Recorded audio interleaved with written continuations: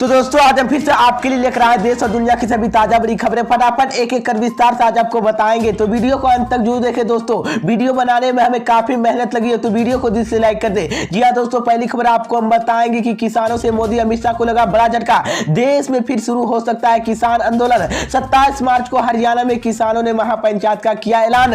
मोदी अमित शाह की बड़ी मुश्किलें। तो वहीं आपको बताएंगे दोस्तों की लब जहाद कानून और जर्मन धर्म परिवर्तन को लेकर सुप्रीम कोर्ट से हिंदू संगठनों को लगा बड़ा झटका। सुप्रीम कोर्ट ने हिंदू संगठनों की याचिका पर सुनवाई करने से किया इनकार। तो वहीं आपको बताएंगे दोस्तों की वीरभूमि हिंसा को लेकर असदुद्दीन ओवैसी ने दिया बड़ा बयान। मुसलमानों को लेकर कही बड़ी बात।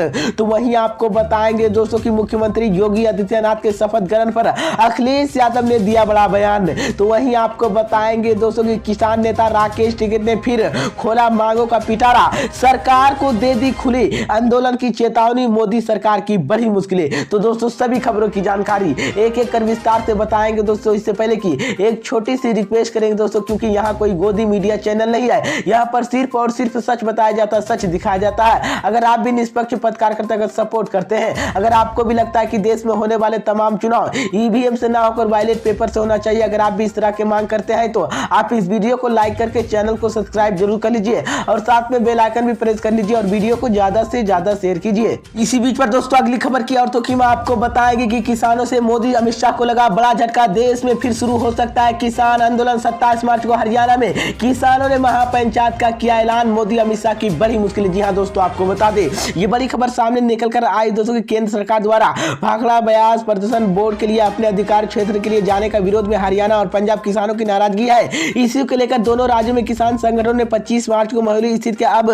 गुरुद्वारे की महापंचायत की करने का फैसला लिया। इसी बीच में आपको बता दें कि हरियाणा में युवा नगर के जिले में दौरादौर भारतीय किसान यूनियन के प्रदेश अध्यक्ष रमानाथ मान ने इसी संबंधों को मंगलवार के यूनियन जुड़े पदाधिकारियों के संग बैठक के उन्होंने यह एबीबीएस की निर्माण को लेकर आज तक पंजाब और हरियाणा की सरकारों के लिए अधिकार क्षेत्र में रहा है। इसी बीच में आपको बता दें कि लेकिन केंद्र सरकार जर्मन अपने अधिकार क्षेत्र लेने के प्रयास कर रहे। इसी को लेकर दोनों राज्यों में किसानों के आक्रोश है। इसी बीच उन्होंने कहा कि इसी मामले को लेकर दोनों राज्यों में किसान संगठन के लंबे दत्त हो रहे हैं। उन्होंने दोनों राज्यों में किसान संगठनों को एक बार फिर से निर्णय लिया अवगत करते हुए बोला कि 25 मार्च को चंडीगढ़ के लिए किसान महापंचायत आयोजित करने का अपना ट्रैक्टर मार्च निकाला जाएगा। साथ ही दोनों प्रदेश के गवर्नर के ज्ञापन की सौंपा जाएगा। इसी के बीच संबंध में बनाई गई राजनीति के तहत 25 को मोहाली स्थित अब सुबह करते पंजाब हरियाणा के हजारों संख्या में किसान एकत्रित होकर बैठक की सुविधा गुजारिश के लक्षित करेंगे।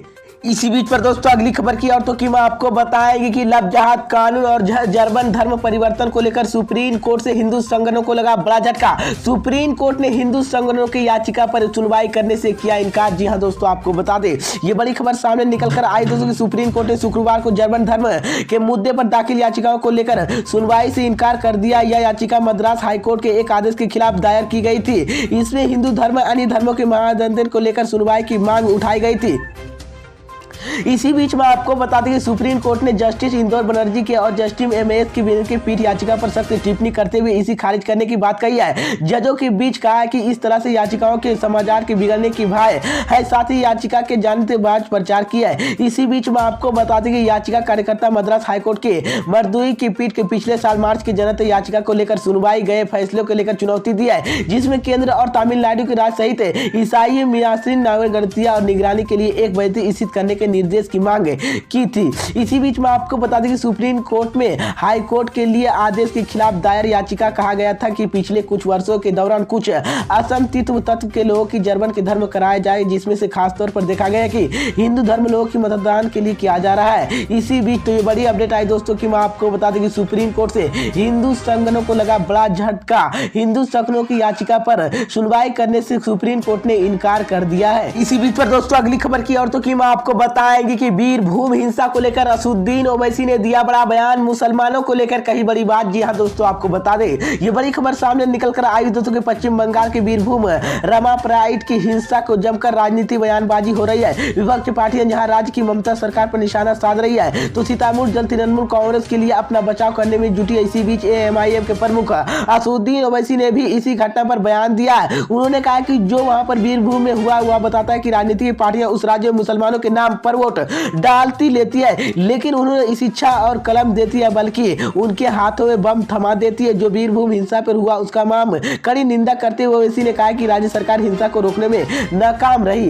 इसी बीच में आपको बता, इससे पहले कांग्रेस की सांसद अधीर रंजन चौधरी ने भी ममता बनर्जी सरकार पर निशाना साधा है। उन्होंने कहा है कि मादक गुण के बढ़ते की जीता उदाहरण की यहाँ पर मानव राज है। इसी बीच में आपको बता दें कि दोपहर हिंसा के जान गंवाने वाले के लिए परिवार वालों की मिली उनके मारे गए लोगों की परिजनों के 5 लाख रुपए चेक सौंपा। उन्होंने कहा कि प्रभावित घरों के लिए 2 लाख रुपए की वित्तीय सहायता दी जाएगी और आगे मरने वाले के लिए 10 लोगों की परिवार की नौकरी और 5 लाख रुपए दिए जाएंगे। इसी बीच पर दोस्तों अगली खबर की औरतों की मैं आपको बताएंगे कि मुख्यमंत्री योगी आदित्यनाथ के शपथ ग्रहण पर अखिलेश यादव ने दिया बड़ा बयान। जी हां दोस्तों, आपको बता दें ये बड़ी खबर सामने निकल कर आई दोस्तों कि उत्तर प्रदेश विधानसभा चुनाव में भारतीय जनता पार्टी के बीजेपी के पूर्ण बहुमत दिलाने वाले योगी आदित्यनाथ ने शुक्रवार को लगातार दूसरी बार प्रदेश में मुख्यमंत्री पद के रूप में शपथ लिया है। उनके साथ ही 52 मंत्रियों भी राज्यपाल आनंदीबेन पटेल के लिए भव्य समारोह की शपथ दिलाई। 52 मंत्रियों में से 18 कैबिनेट और 14 राज्य मंत्री सीएम योगी के शपथ के बाद अखिलेश यादव ने भी ट्वीट पर बधाई दी है और तंज कसा है। उन्होंने कहा कि नई सरकार की बधाई कि वो सफा बनाए स्टेडियम के शपथ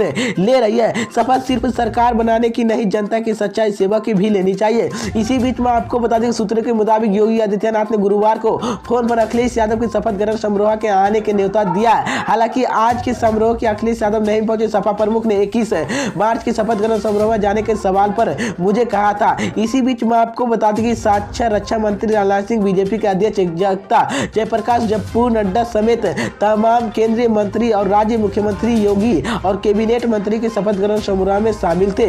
इसी बीच तो यह बड़ी अपडेट आई दोस्तों कि मैं आपको बता दें कि मुख्यमंत्री योगी आदित्यनाथ के शपथ ग्रहण पर अखिलेश यादव ने बड़ा बयान दिया है। इसी बीच पर दोस्तों अगली खबर की औरतों की मैं आपको बताएंगे कि राकेश टिकैत ने एक बार फिर से खोला मांगों का पिटारा, सरकार को दे दी आंदोलन की चेतावनी, मोदी सरकार की बड़ी मुश्किलें। जी हां दोस्तों, आपको बता दें ये बड़ी खबर सामने निकल कर आई दोस्तों कि किसान नेता राकेश टिकैत ने एक बार फिर से सरकार के सामने अपनी मांगों की रखी है। साथ ही उन्होंने चेतावनी भी दी है कि अगर जरूरत पड़ी तो वह दोबारा आंदोलन के लिए भी तैयार है। हालांकि उन्होंने राष्ट्रपति रामनाथ कोविंद के अपनी मांगों की अवगत कराया।